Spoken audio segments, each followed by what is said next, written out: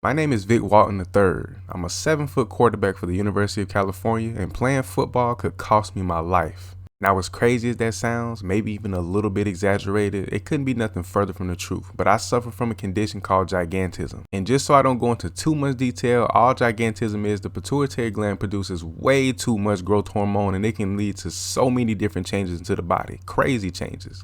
Now, yeah, while some cases are worse than others, I would like to consider myself extremely blessed. To be able to physically get up and play this sport, bro, it's a blessing. But it does come with its risks. Playing a very violent sport with a wrong collision at the wrong time in the wrong way could cost me my life or just put me in a very bad physical situation.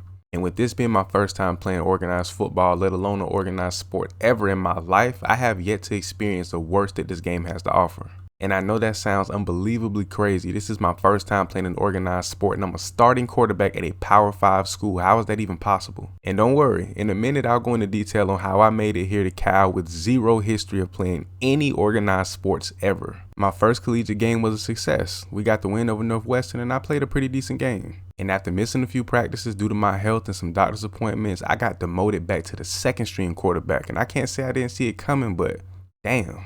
Growing up in Toronto, being about 2 feet taller than all the other kids and most adults, it was crazy. I was looked at to be a freak. I mean, could you imagine a baby-faced 10-year-old damn near standing at 6 feet tall? Imagine walking into your kid's classroom and you see me sitting at a desk. With the amount of issues and concerns being raised by the parents, at the time I couldn't understand, but even to this day it still doesn't make sense and it's not fair what was done to me. I was isolated completely from all other contact or interactions with any other students within my grade or age. So while all the other kids were in class, recess, lunch, having a good time, enjoying each other, I was in the classroom alone in pain because my body was growing at such a rapid rate. And there would be stretches, periods of time where I would be in and out of the hospital or at home being catered to by my parents. And by the time I was 17, I was 6'9" and still growing. I had been homeschooled for a couple of years and it was almost time for me to graduate.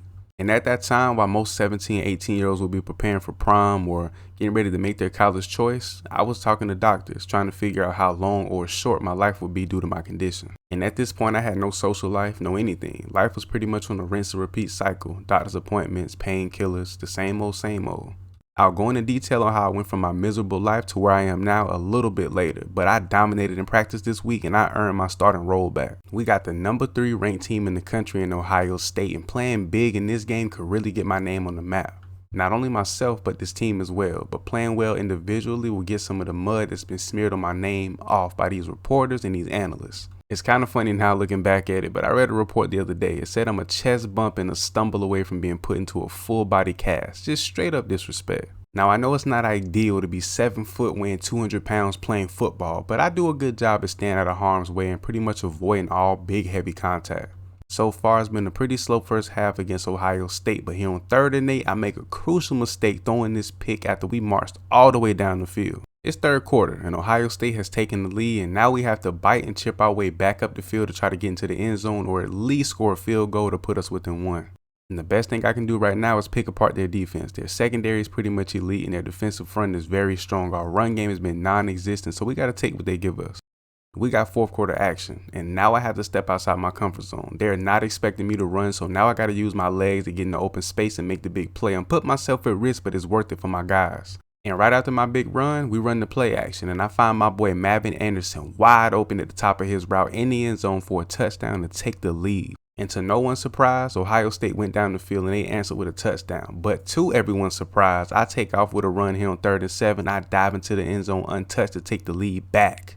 But we should have known. 50 seconds was way too much time on the clock for this explosive Ohio State offense, and our defense just couldn't hold them. They went down and scored and they take the dub. But to get back into the details on how I went from depressed 17-year-old to a college quarterback is a pretty wild, unusual story. Up until my senior year in high school, it seemed like me growing out of control was just inevitable. No procedures, hormone blockers, or anything could stop this process, and it was just going to get worse over time. But one day, the most exciting day in my life up until that point, would change everything. My high school graduation, just about the only event I ever attended throughout all my years in school. And of course, watching a 7-footer across that stage would shock and surprise everybody in that auditorium. And usually when anybody crosses the stage, everybody stands up, they applaud, and the families get a little louder than the others. But everybody was just in such shock and awe, nobody clapped but my parents and my siblings. And after losing my starting job once again this season, I have to prove yet again that I'm capable of being the starting quarterback of this team. And it's been a back and forth competition between me and Milner since I arrived on campus. I mean, we're both capable of being the guy. And once again, I earned my spot back. But I told my coaches I refuse to allow myself to slip back into that number 2 spot. I'm holding it down for good this season. But that day in the auditorium, not only did I graduate high school, receive my diploma, but I gained a connection that I really didn't think I was capable of having. The most popular kid in the school, who just so happened to be a Cal commit, and he was the number 1 wide receiver ranked in the country, he walked up to me. He said he'd never seen me around school, and then I kind of let him know I've been homeschooled for the past couple of years. I've never stepped foot into this high school until this day, and then we just chopped it up for about 30 minutes.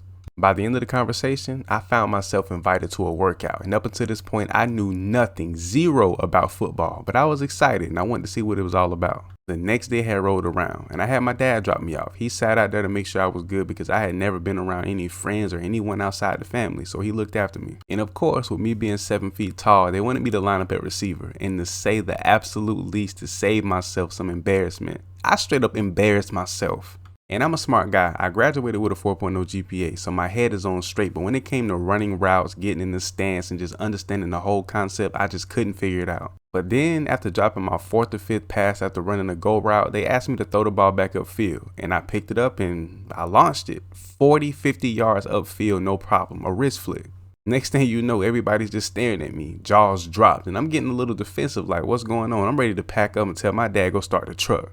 Then my boy who invited me to the workout tossed me the ball. He said he's about to line up, run this route. When his hand goes up, tossing the ball. He runs a go route 50, 60 yards upfield, easy wrist flick, on the money. After the workout, all the guys telling me, bro, you got D1 arm talent. You can be this, you can be that. Why didn't you play high school ball, XYZ? Giving me the whole rundown on basically how talented I was at the time, and I didn't know. And after the workout, me and my boy, we sat down, we're chopping it up, and it started to become somewhat of a normal thing. I was actually developing a true friendship with somebody, something I've never had before in my life. During our conversation, he couldn't help but keep explaining to me how much arm talent I had. And at the time, I didn't understand it, but he broke it down for me. The velocity and accuracy and how far I could throw the ball was just rare.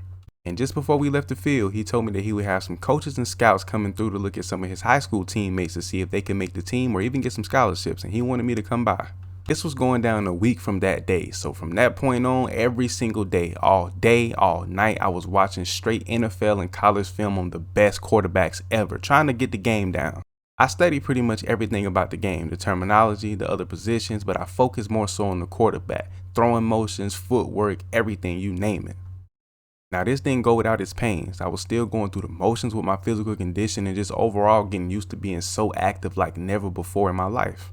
And with the quarterback position not being as physically demanding, with my gigantism, for some reason it didn't affect my hands and my arms as much as the rest of my body. And usually this disorder affects every part of your body, making everything overly large, your hands, your feet, your legs, everything. But my arms and my hands, they were pretty much natural. And with my hands not being affected by my gigantism condition, I kind of gave them their own condition, the KPS, which stands for the Kenny Pickett syndrome. And by no means is that a shot towards Pickett, but I got small hands. That's why I wear gloves in games, so I can get a better grip on the ball so I can launch that thing like I do.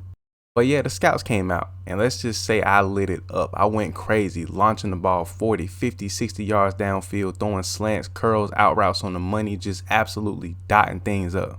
Now keep in mind, I grew up in Toronto, Canada. I'd only been living in California for about 3 years, so I'm not used to this heat. I'm over here sweating bullets, sitting on the sideline just trying to catch my wind, and one of the coaches walked up on me. He sat next to me, and then he told me straight up, my footwork and throwing motion was sloppy, and it needs a lot of work before I could even think about playing at the college level. But then we exchanged numbers, and he told me he'd be getting back at me in a couple days. And later on that week, me and my parents, we were down at Cal, talking to the coaches, trying to figure out how could I get on scholarship because we definitely couldn't afford the tuition that they were throwing at us. And after a few hours of talk, I was on scholarship and a student athlete here at Cal, and that pretty much sums up how I got here today. And although my journey to this point may seem like rainbows and sunshine, just amazing, the storm is about to hit, and it's about to hit hard.